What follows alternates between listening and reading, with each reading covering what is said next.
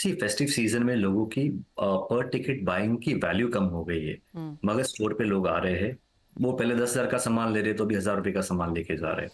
मगर स्टोर पे आके खरीदी करके जा रहे हैं, ओके। जितना उनको लेना उतना ही ले रहे हैं, एक्स्ट्रा बाइंग नहीं कर रहे हैं। तो फेस्टिव सीजन में जैसे अपन हर बार फेस्टिवल में जैसे बहुत अच्छा बोलते हैं कि चांदी लेना चाहिए, सोना लेना चाहिए, तो बाइंग हो रही है, मगर ग्रामेज कम हो रहे हैं। हम्म।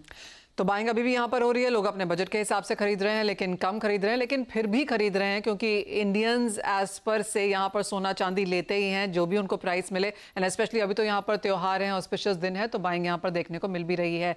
किशोर, स्वागत है आपका शो में। और जिस तरह के मूव्स हमने चांदी में आते हुए देखे हैं, आप इसे कैसे एनालाइज कर रहे हैं? काफी सारी कॉन्स्पिरेसी थियरीज तो हमने यहाँ पर गोल्ड में आते हुए देखी कि बैंक्स ले रहे हैं, बड़े ट्रेड्स हो रहे हैं, लेकिन चांदी ने जिस तरह से यहाँ पर अब इसे फॉलो करना शुरू किया है, आप कहेंगे चांदी में ज्यादा रूम है ऊपर की तरफ सोने के मुकाबले?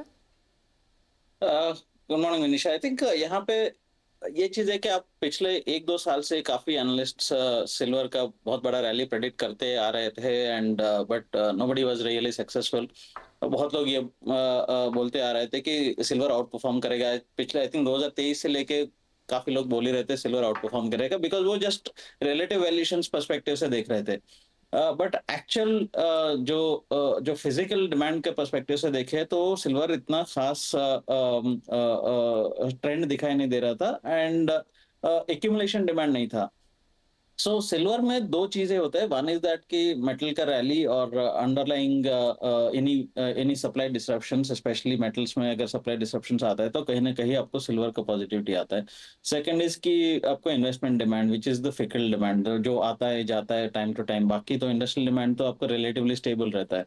सो that actually has to trigger that कि जो गोल्ड का रैली पिछले आप मतलब पिछले 1 साल से भी अगर देखें, एंड स्पेशली लास्ट 2-3 महीने से देखें, तो that is actually driving crazy.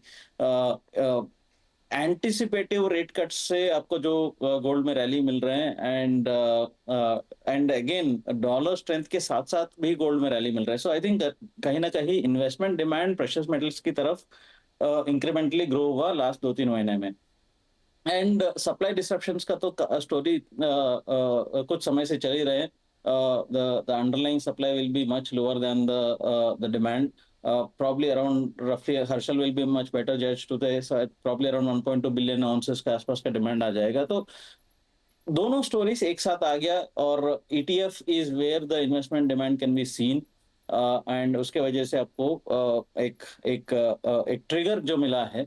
And on the technical chart, जैसे इन्वेस्टर्स देखते हैं, ट्रेडर्स देखते हैं, टेक्निकल चार्ट देखेंगे तो एक लॉन्ग टर्म ब्रेकआउट है, probably which is indicating towards around $32, maybe 34, 35 also, which is taking silver to a new all-time high after a very, very long time. So gold has been trading at an all-time high consistently for some time, hmm. but silver is yet to reach that, and probably it will be making that in मतलब all-time high। मतलब मैं वो 80s वाला silver का rally छोड़ दो, उसके बाद के मैं बात कर रहा हूँ। All right.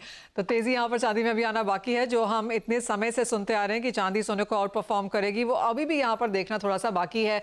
और जैसे किशोर ने वो क्वेश्चन आपकी तरफ यहाँ पर डाला ही है, हर्षल, तो पूछ लेते हैं कि किस तरह से global numbers as of now stacking हो रहे हैं। जो नंबर्स हम पढ़ रहे थे सिल्वर इंस्टीट्यूट की तरफ से कि 4% की तेजी प्रोडक्शन में एक्सपेक्टेड है, लेकिन उसके बावजूद 1.2 बिलियन आउंसेस की जो डिमांड एस्टिमेटेड है वो कहीं ज्यादा है।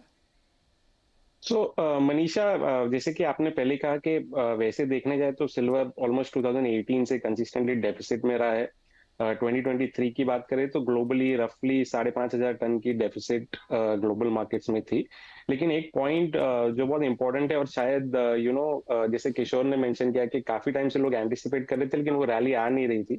उसका बहुत बड़ा रीजन ये था कि जो एग्जिस्टिंग स्टॉक्स है, इन्वेंट्रीज है ग्लोबली, आप LBMA में देखे और ग्लोबली वॉल्ट्स में जो इन्वेंट्रीज है, वो अभी भी equivalent to 15 months of demand cover जितनी अभी भी इन्वेंट्रीज अवेलेबल है।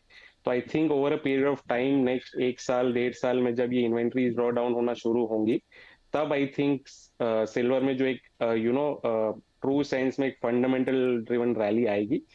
फिलहाल जो रैली है to a large extent sentiment driven है, क्योंकि gold record highs, series of record high मार रहे हैं, और दूसरा इंपॉर्टेंटली बेस मेटल्स में भी हमने बहुत अच्छी रिकवरी देखी है लास्ट 1-1.5 महीने में, कॉपर प्राइसेस में स्पेशली, जिसका काफी कोरिलेशन सिल्वर प्राइसेस के साथ भी है। तो जबकि सिल्वर के फंडामेंटल्स अच्छे हैं, लेकिन एक करंट रैली में मैं बहुत ज्यादा वेटेज सिल्वर के फंडामेंटल्स को नहीं दूंगा, क्योंकि वो फंडामेंटल्स तो लास्ट 3-4 साल से पॉजिटिव है और हमें एक्सपेक्टेशन है कि नेक्स्ट 2-3 साल तक ये पॉजिटिव रहने वाले हैं।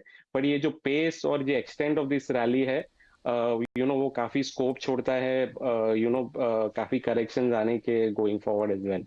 जी हाँ, एक स्ट्रेट लाइन की उम्मीद यहाँ पर नहीं है, यानी कि अप्स एंड डाउन्स यहाँ पर देखने को मिलेंगे, लेकिन रैली यहाँ पर बरकरार रह सकती है। तो ये तो हुआ एज ऑफ नाउ का सिनेरियो कि किस तरह के नंबर्स हैं। एक छोटे से ब्रेक का समय है, जब लौटेंगे तो आपको ये बताएंगे कि अगर आपको चांदी लेनी है तो क्या चीजें आपको ध्यान में रखनी चाहिए और क्या लेवल्स का इंतजार आप अब यहाँ पर आगे से कर सकते हैं इस ब्रेक के बाद।